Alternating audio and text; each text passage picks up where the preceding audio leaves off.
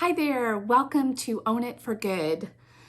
This is your host, Felicia Holmes, and today we are going to talk about how to deal with a lack of confidence and how to sort of spot it. Sometimes we don't always spot when we have it. So it could also feel like a fear of failure, just generalized anxiety, insecurity, feeling like a fraud or an imposter. So it can come in a lot of different forms and shapes and feelings and whatnot. For those of you that are new to the show, this is Own It for Good, where we take an approach to life and talk about things in life that we want to maybe make a change with. But where we really come and talk about how to fully step into who we're supposed to be, who we have the potential to be, who we want to be, like we own what that is.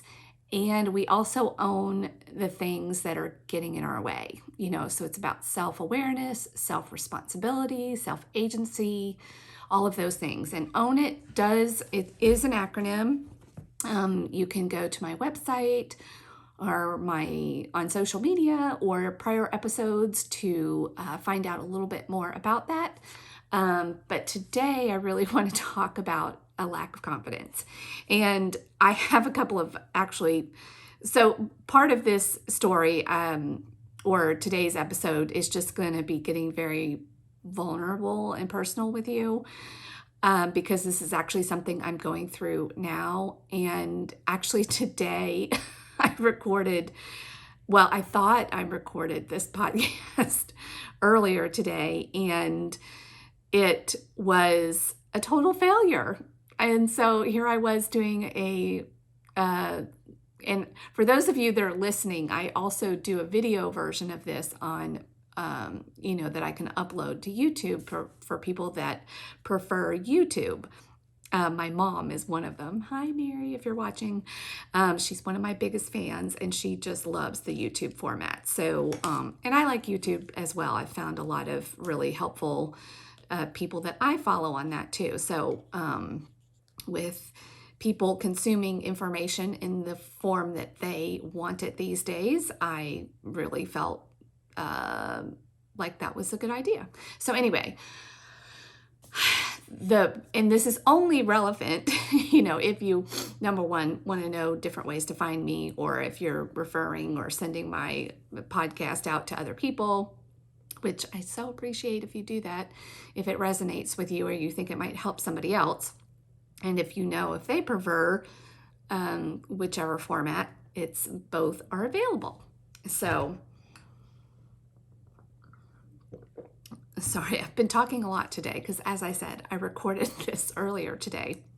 But what happened was, for the video portion of it, that I didn't realize that the camera had flipped because I'm trying to up-level my game a little bit. I know it's not much for those of you that are familiar with how this is done. I'm a rookie and totally learning as I go. But I have graduated from looking at myself, in my iPhone with it being pointed this way, to now trying to look at the actual camera on the back of the phone and do it landscaped so that it uploads to YouTube in a more pleasing format, hopefully. And I'm sure that I will continue to hopefully get a little bit better at this, but I just thought that was a really funny story to share with you all today, and totally being vulnerable as I, talking about being insecure and having a lack of confidence and afraid of failure. Yes, I on that topic, I totally, my first thing was failure. But I do want to share with you that one of the biggest mindset shifts that I've had the last couple of years that helps me when I find myself feeling this way is the perspective that life is happening for me and not to me. So when things like that would have happened in the past, I might have hit the F it button, said, wasn't meant to be, poor me, and, or felt bad about myself, or maybe been very self-critical. And, I could have wasted a lot of energy on that. Where today, I kind of find it funny.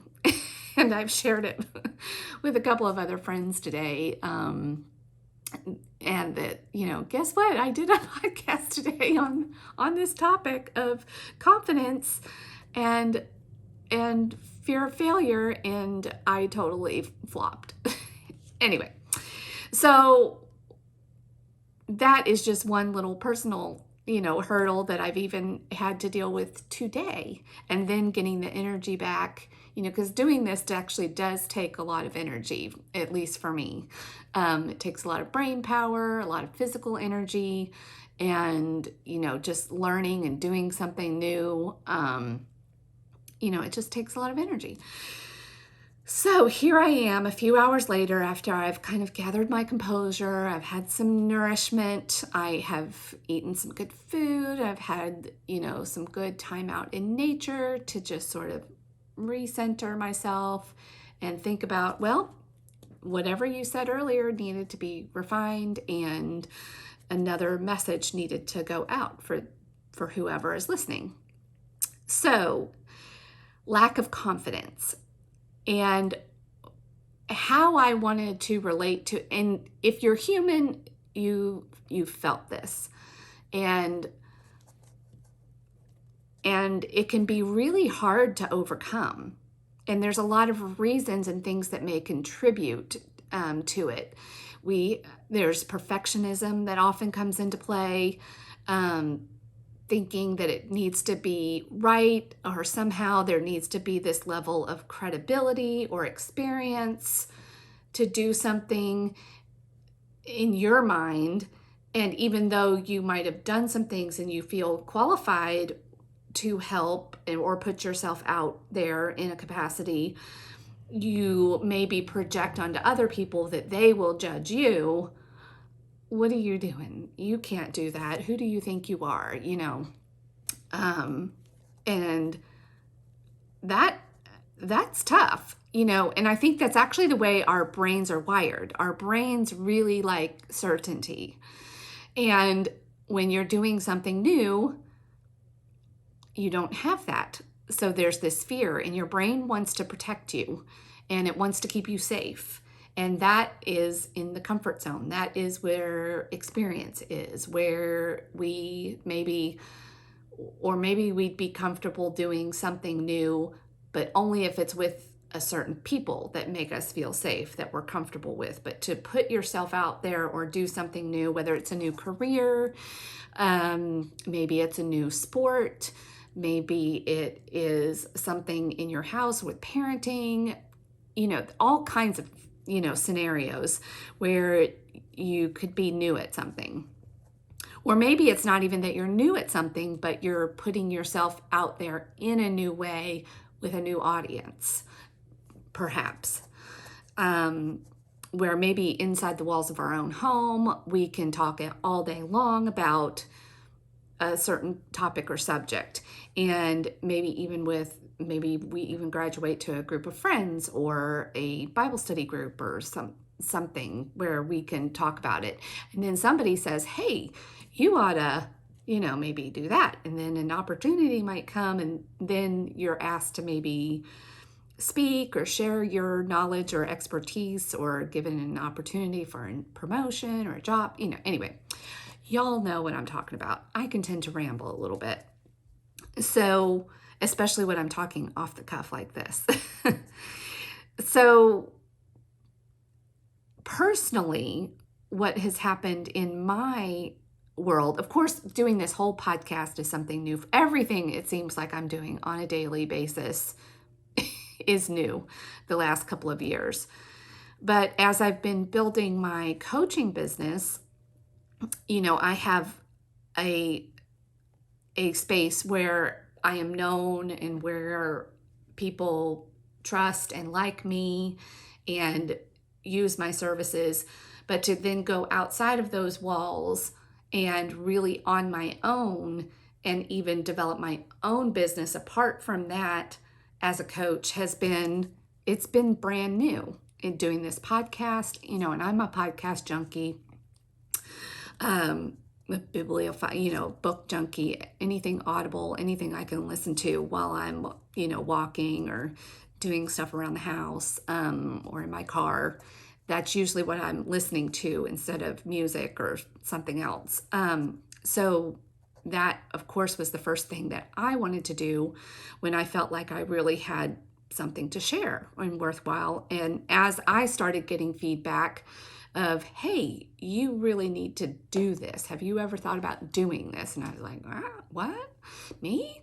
So the first step was to, go back to school and become an educated and qualified and certified coach, and which I'm so grateful that I did that, because that is, even though many coaches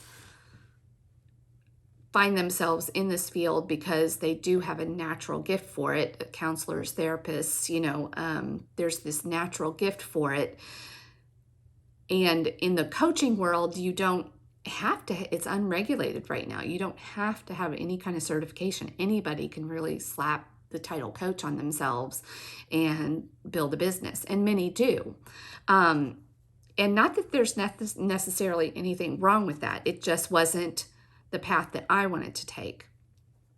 So anyway, to fast forward a little bit. So as I'm building my own business, I am really kind of figuring out where my ideal clients are, how to find them, how to help them, all of that. Anybody that's listening that is an entrepreneur will understand this. So where my current lack of confidence or insecurity is coming from is my prior career is as a realtor. And I had not even shared that on this podcast. I've been doing this now for 3-4 months, and it never occurred to me. And as a matter of fact, I've been trying to keep that separate, like that was then and this is now. And there's no way that I can go back into the real estate community or even with my real estate clients and say, hey, guess what? I'm coaching now. And I've started to really question myself, like, why wouldn't I do that?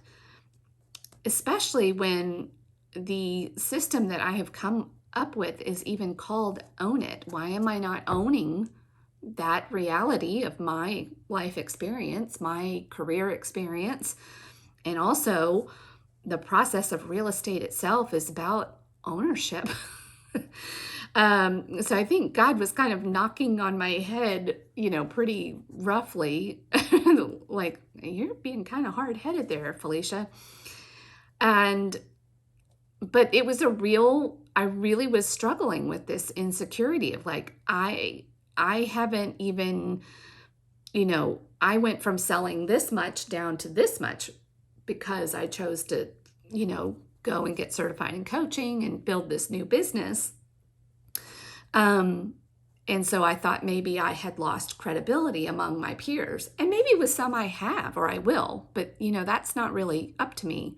But as a former realtor and real estate agent, I know what it feels like to be in that job or to have that career, own that business, and be a mom and feel overwhelmed. And, that is why I went and sought coaching myself, was because I was building, I was burning the candle at both ends, so to speak, and was starting to really feel the effects, and my family was as well, with me trying to do everything for my clients. And if you're familiar at all with the real estate market the last few years, it's been fairly demanding, and still trying to find time to take care of myself, be healthy, be a good wife, be a good mom, it's a lot. It was a lot, and I was not doing it very well at all. And I knew that I needed help. So I went and sought, some coaching, for some help in the health department, because I knew, well, maybe if I, you know, had a little bit more energy, I was managing my health a little bit better, having more self-care, lost a little weight, all of those things, that then I could serve my clients better. I could go to the next level. So that is, and I was a fairly successful real estate agent for a while. This isn't to brag about that, but just this part of this story of being this lack of confidence, and part of, having to dig into it and really figure out where that was coming from and why I was questioning that so much. And even though I was a successful agent, I wasn't an agent for very long. I got licensed in my mid 40s, and then so I've been a real estate agent for about 6 years. And the first 4 years of that was like off the charts. It was unusual for a new agent. I was doing the business and volume of much more seasoned agents, and I, got some recognition and won a few awards. And then when I decided, or it was a family decision, to sort of pull back a little bit, as my son was needing to tour colleges and do that whole process, and I needed to take a little time off to dedicate to him in the college search and all of that. And that's when I also took the opportunity, while I was doing that, to really do some self-reflection and self-evaluation, and then go and get some coaching. And the first thing, and you all, for those of you that are new to the show, those of you that have already listened a little bit or are familiar with me, will know that the first thing that I decided to tackle personally, and that's part of my story in my health journey, was to stop drinking alcohol altogether. But I noticed in the last couple of years before I stopped drinking, that was really becoming a crutch for me to deal with stress, the high stress of real estate. There are often late nights when you're negotiating contracts, and then your brain is all jazzed. And so I would use that as a way to calm my brain down, have my me time, all the reasons that a lot of people have a couple of drinks in the evening. But for me personally, it just was not working. So fast forward, I decided to take a break from drinking, but felt so much better that I have eventually kept going. And now it will be 2 years and 1 more week. And at the time of the recording this, it is mid-October. And I quit in late October. Right now it is the year 2021, and I quit in October of 2019. And then, of course, COVID visited and landed on us all in 2020. And by then I was already pursuing my coaching degree and certification, and was already plugged in as getting some coaching experience within a community, and then branching out on my own the last few months, still supporting another community and working in there, but also really working to try to build my own business. So that is what I've really been kind of struggling with and feeling insecure, that if I go to other real estate agents and say, hey, I know what it feels like to be really exhausted and feel like you can't get your head above water with your clients, with your family, with, with self-care, eating nourishing food, especially when you're on the go and in your car. We put a lot of miles on our cars as realtors. When, something in the deal goes sideways, but you're the one that's managing that whole transaction and process. And people can get very emotional when they are, when it comes to buying or selling their home and inspection. It can be a very stressful thing. And you do a lot of coaching in that as well. That is the relational piece. And that's why, and there are a lot of us realtors that are natural coaches that are very service oriented. We're empathic. And the lines can kind of get blurred. If we're not, putting in some intentional and proactive measures in our life to guard our own personal mental health, physical health, spiritual health, business health, it can go real sideways real quick because, and you can get in the very living from a reactive mode, and feel like you're always putting out fires. So I've learned a little bit, but I have had some real estate clients come my way recently. So I'm back in both worlds of coaching and real estate. And I'm also coaching a real estate agent right now, but just haven't publicly out there, trying to say, hey, real estate agents, if you need some help, I could maybe help because I've done this for myself. But I did get to see myself in action. So I was able to sort of pull out and kind of observe myself as I'm going back into the real estate side of my life as an agent, but also as an agent now who has learned how to, have some of those guardrails in her life, who has healthy boundaries now, who cares about her own physical health and well-being, who is going to put up some barriers and make sure that too much time doesn't get taken away from her family, how to get to sleep, even if you've worked on a contract, at 9:00 at night, and how to, in a healthy way, take the edge off and get yourself to wind down in a healthy way versus in a chemically induced way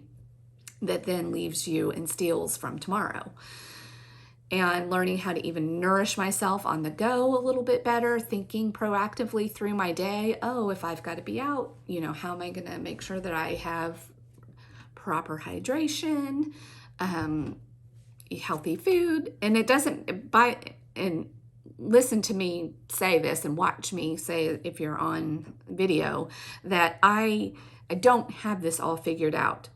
But I'm a lot better than I was. A lot better. And it seems like the coaching profession has chosen and called me, but my full intent of going and getting coached and going through a lot of these changes, and my motivation initially was to be able to take my real estate business to the next level. It's just the universe, God has had other plans, and I have listened to that call.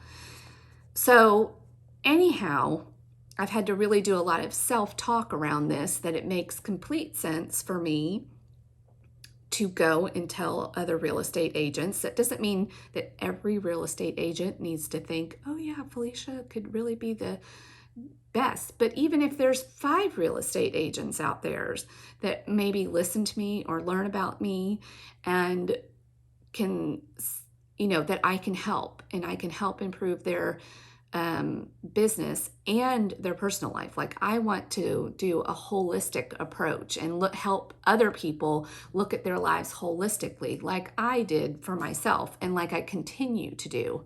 I see life as a practice now. If you want to be a healthy, mature, well-rounded human being, it is a daily practice. Much like, we hear about, yoga or meditation being a practice, something that you have to do continually.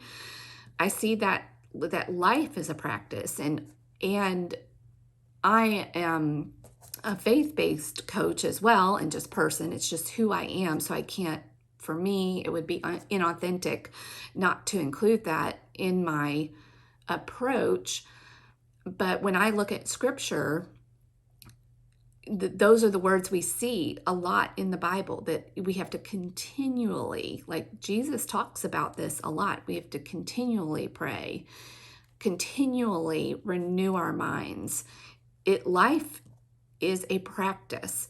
And so there are some fundamental things that you can build into your life that can help you always be on a path of growth and evolution, and also being able to quickly spot when little obstacles like lack of confidence are popping up and even blocking you. Like, I had really actually convinced myself that that it was right to keep this separate. Like, real estate has ended and now coaching has begun. But the real estate industry already embraces coaching. I speak that language. I've lived that experience. And it doesn't matter if I did it for only 5 years or 25 years. It was my motivation for making some changes in my life. I love the service that it provides to the world and the people that are called to it, that help other people through one of the top 5, things that happens in their life.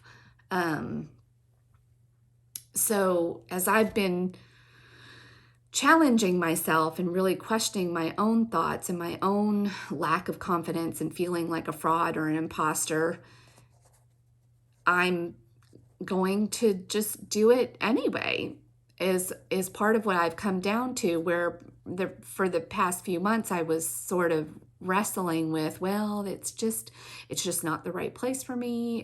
I'm just moving on. Should I put my license in escrow? What should I do? And then, I have thought, well, nothing ventured, nothing gained.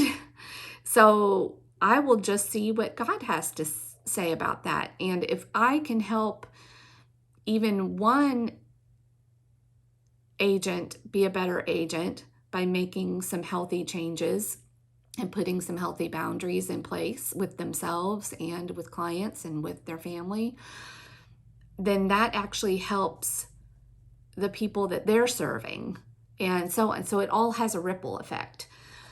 So I don't know what you're struggling with in where you might be feeling, a fear of failure or a lack of confidence. And if you would like to chat about it, I'm always available. Well, not always, because I have healthy boundaries now. But you can find me online or on Facebook. My website is ownitforgood.com.